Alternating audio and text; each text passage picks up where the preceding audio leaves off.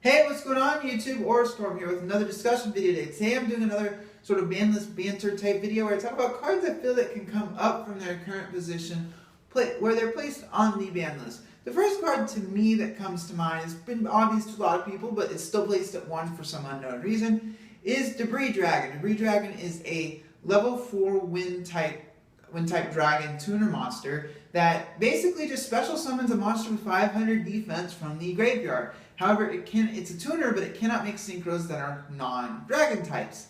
It's pretty key because that's pretty restrictive. Now, obviously, that prevents you from going into synchro monsters that aren't dragons, such as Crimson Blader, etc. But you can still make cards like Black Rose Dragon, Stardust Dragon, Scrap Dragon, etc. The thing with Debris Dragon is, if you don't know when it got hit to 1, it was at 2, I believe, when Dragon Rulers were in their prime, after the babies were hit and Rejuvenation was gone. It was at 2. And then the Dragon Rulers got hit, and Debris Dragon was unfortunately one of the better Tempest targets, and it got hit to 1.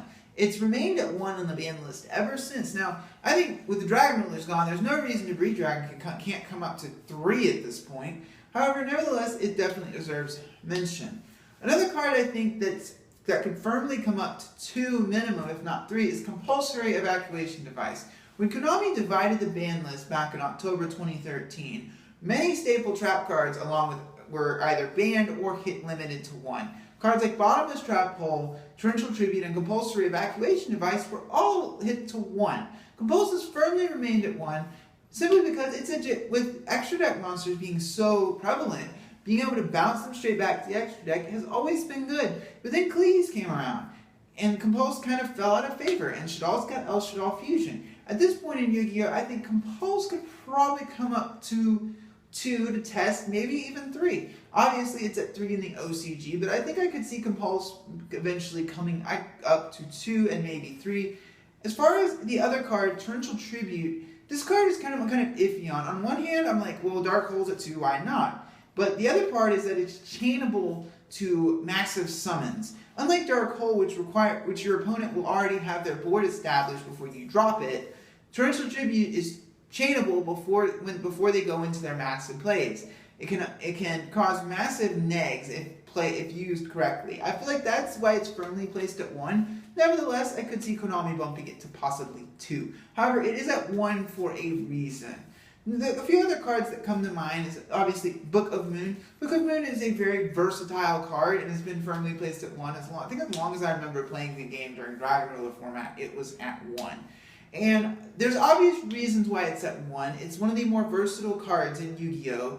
It allows you to dodge a ton of removal, and it allows you to dodge a lot of back row. There's obvious reasons why it's at 1. It's almost too versatile. Nevertheless, why not try it at 2? As far as banned cards, obviously I've done a video on this card, a card named Tribe Infecting Virus, sort of like a lot of the GOAT era cards that have been placed on that list, on the ban list for far too long. If you don't know what Tribe Infecting Virus is, basically it's a level 4 water type monster, water attribute aqua type monster that basically can, by discarding a card, you can declare a name and a type and destroy all monsters of that type in the field. Meaning you call Warrior, all Warrior monsters in the field are destroyed. Basically, it's another form of Regeki. Now, it does discard, however, cards like Dark Worlds and cards that require discards will miss timing. The thing about this card is that it uses up your normal summon, which is pretty key in Yu-Gi-Oh! Today. You want to maximize your normal summon usage. And the other thing is that with Tribe is that a lot of discard cards will not get their effects. It has to be something like Mermelbus, Gund, or Burning Abyss monsters that when you pitch them, they activate no matter how they get to the graveyard. So cards like Dark Worlds will not trigger their effects off of Tribe. So it's definitely something I feel like Tribe Infecting Virus is one of those GOAT format cards, much like Magician of Faith and Tsukiyomi. It's sat on the ban list for far too long simply because Konami fears what the card would do in our current format. It's sort of like Witch the Black Forest. It's a card that just sits on the ban list simply because Konami just left it there. Sometimes I do think they forget cards are on the list, but nevertheless I feel like Tribe Infecting Virus could come up to 1.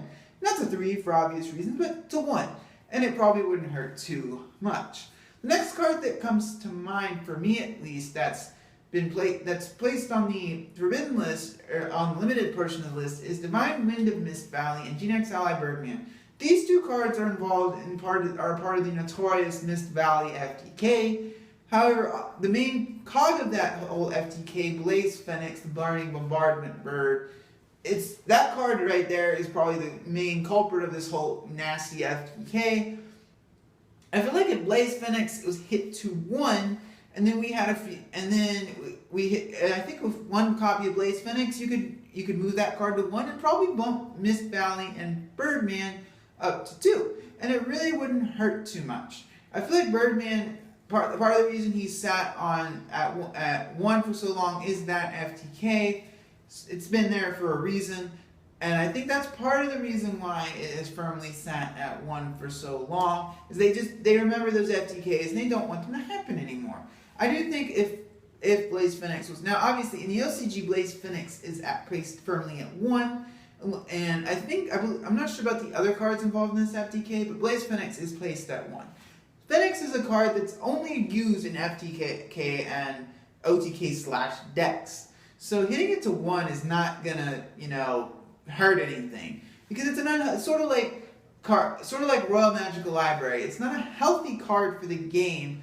Regardless, I feel like it's a card that can only be used in FTK / Degenerate, whatever word you want to use, decks. So Blaze Phoenix, I feel going to 1 would allow cards like Mist Valley, Divine Wind of Mist Valley, cards like Gene X like Birdman to come up from their place at 1.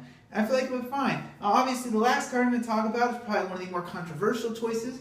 I feel that Thunder King Raiho could firmly come up to 2 in this current format. My argument if before Necros come out, I definitely would have said bump Thunder King to 2, because it wouldn't have done anything, because the format had very little searching.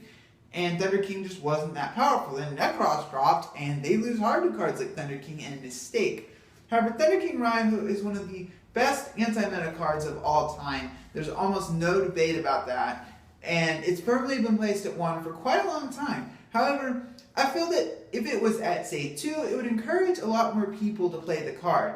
And on top of it, it's also a light attribute, much like Denko Seka. However, I think if Denko can stay at 3, I don't see why Thunder King can't maybe bumped up to 2. I feel like Thunder King Raiho is an incredibly powerful anti-meta card, and on top of that, it has that 1900 body that can be special summoned, unlike Denko, which is part of the reason I think it stayed at 1 for so long. Nevertheless, I think Thunder King could come up to 2. I feel like more cards like Thunder King are fine, provided that they can't be searched, they can't be drawn, and they're not chainable. I feel like Thunder King is a perfectly fine card to bring up to 2 and see what it does. So anyway, guys, I'd like to thank you for watching this video today. I really appreciate it when you guys watch my videos. Tune in on Tuesdays, Thursdays, and Fridays for more Yu-Gi-Oh content. And if you like what you saw from this video, please subscribe. It's Warstorm, signing out.